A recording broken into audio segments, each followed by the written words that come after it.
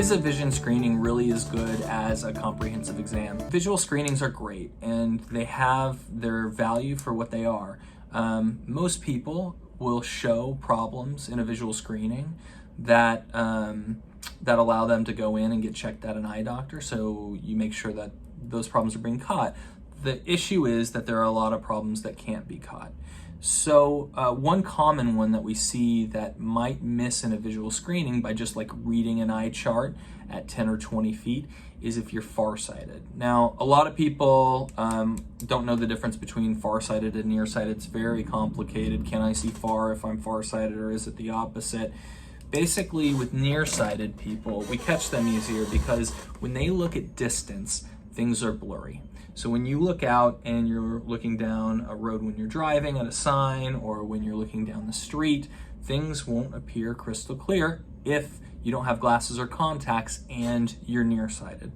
The problem is with farsighted people, they're harder to catch because the focal point of the eye is actually behind the eye. So what they need to do is they have to use a muscle to bend the lens inside of the eye to focus closer. That's an active process that's always going on with farsighted people to see clearly at distance, and it's even going on to a higher degree when you need to see clearly up close. That focusing power over time can drain the eye.